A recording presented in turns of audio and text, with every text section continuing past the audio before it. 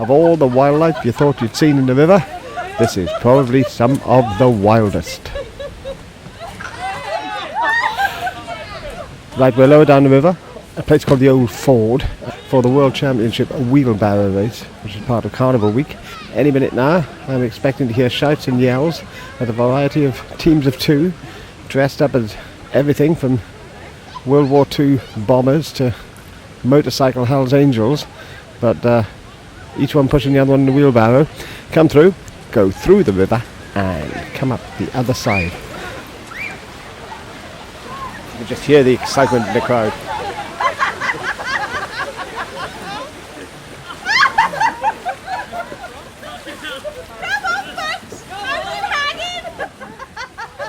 Second wheelbarrow is through.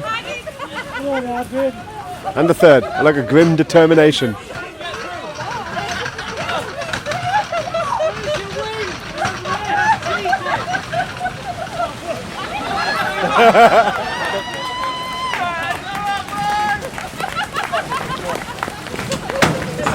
Moment of exhaustion. They've stopped.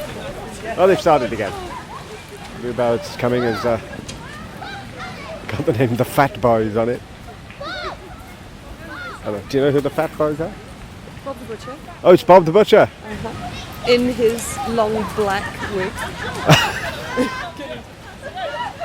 It's Bob the Butcher, whose name is Bob and is our local butcher, and he's coming through. Bob, I'm recording for the BBC. Have you got a word to say? Yes, it's been lovely. Good. Are you going to make up the time and win now? Yeah, no. buy your meat from Bob's Butcher's, best in Wales. Oh, I do. Straight out the river and you get an advert. How good is that? How's the water, Morgan? Is it cold? No. What's that? They're running, racing. God, it's got to be the fastest wheelbarrow we've seen coming through yet.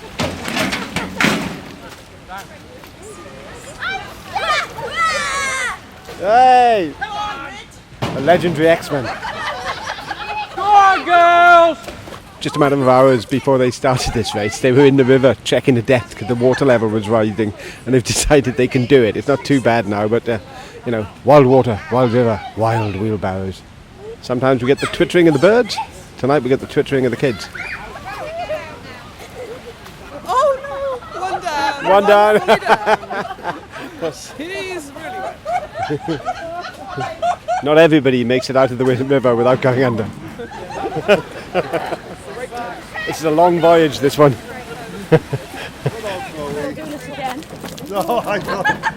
How old are you? I was young and dull at one time. I never got to this. We went to the river carrying mattresses one year. Yeah. Through here. And of course, you had to be careful. If you drop the mattress, it's a different world now because the mattress soaked up the water. It was terrible. The bed race every day.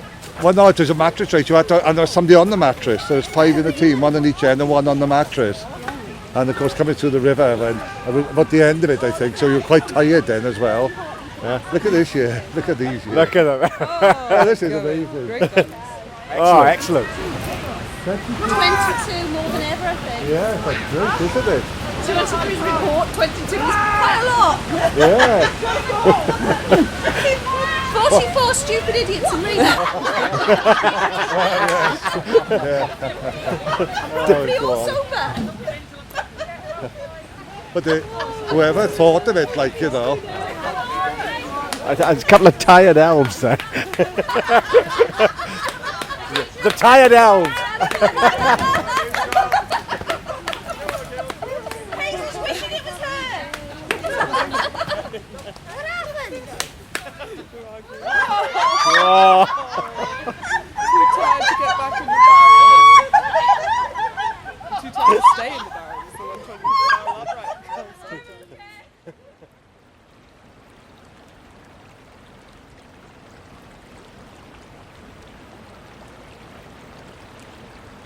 We've come down and we're now much closer to the river. We're a matter of feet away, and we're in what is now a recreation ground called Winecapel Park. The kids' play area on one side and a set of football posts to the other. But it's used for all sorts of things. We're actually on the spot. We're on Saturday. They will crown the Carnival Queen.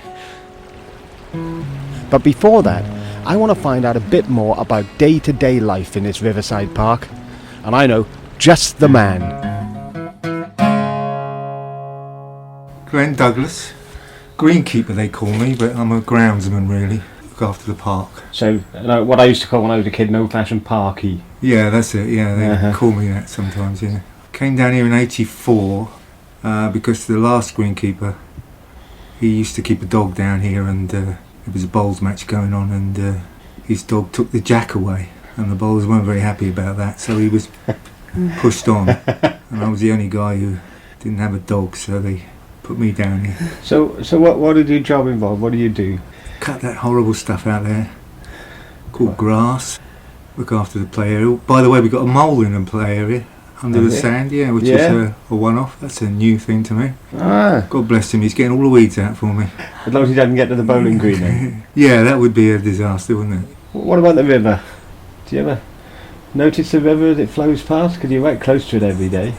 Yeah, sometimes in those blue sky mornings, you sit there and you stand there and look at the river and think how nice it is. And of course, different things go on. Like our body we found in the river. Somebody drowned herself in the river, yeah.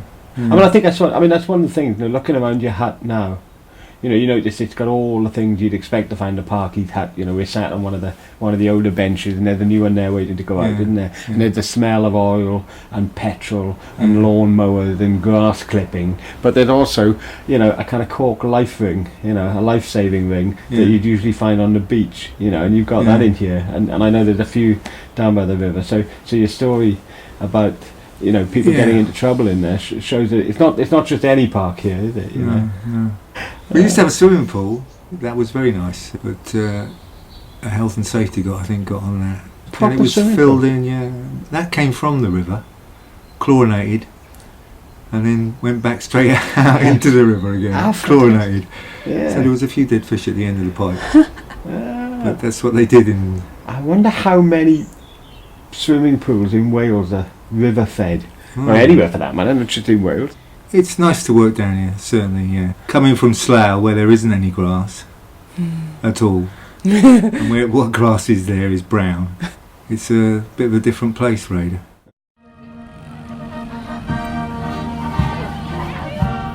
A different place? It certainly is, especially on the Saturday of Carnival week. Once we get the Queens down here, we'll make a start for the crowning ceremony. And the Queens have just been all around town on the floats with the Queens from the other villages and towns in the area, and now they're coming up to be crowned. It's been going on ever since the 1930s. And now we welcome the first of our visiting Queens, and we thank them for coming along and welcome them once again. Queen Holly from Llanidloes. Queen Holly from Llanidloes. Give them a nice warm welcome, please.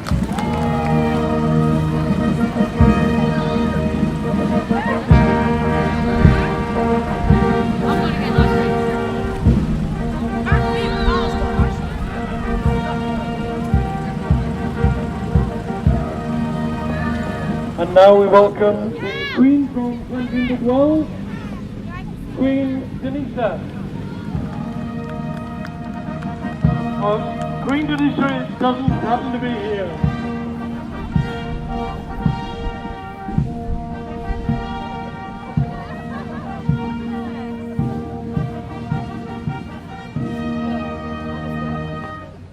Thank you, Pan, but unfortunately she didn't turn up. And now we welcome the Carnival Queen for Rhayader 2008, Queen Sarah. Queen Sarah.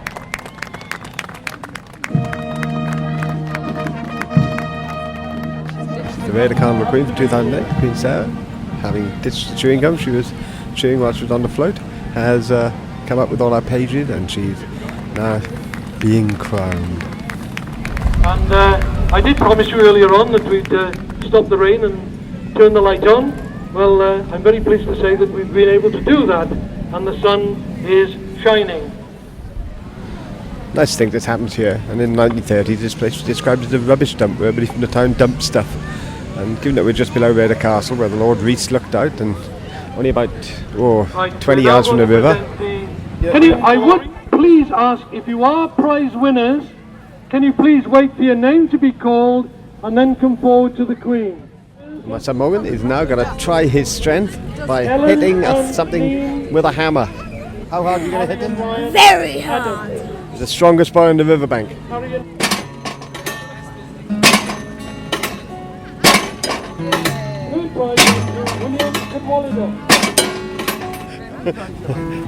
Very good, he's got a prize.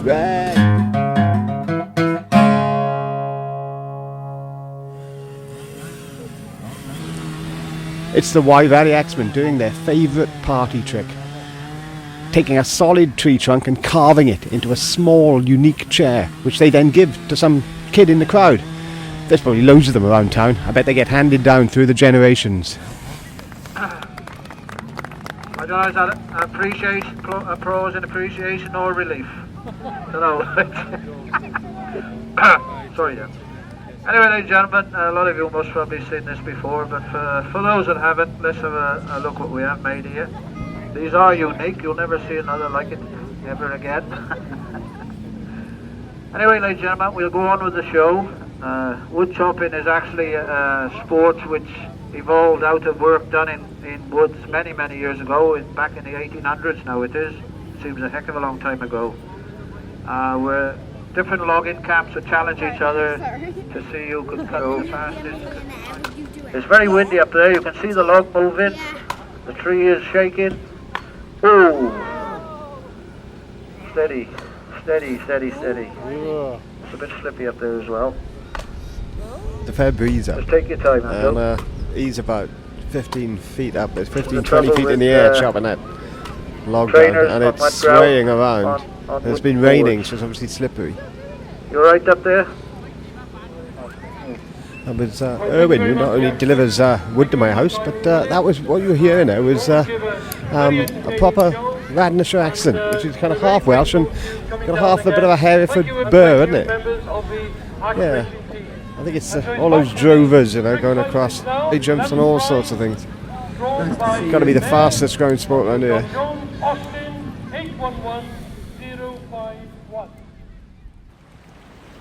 The end of another carnival week. I've been poured on by the rain, chilled to the bone by the wind, and baked in the sun, and all on the same day. Mind you, I've enjoyed it this year, more than any year since I've been here. I must be starting to fit in.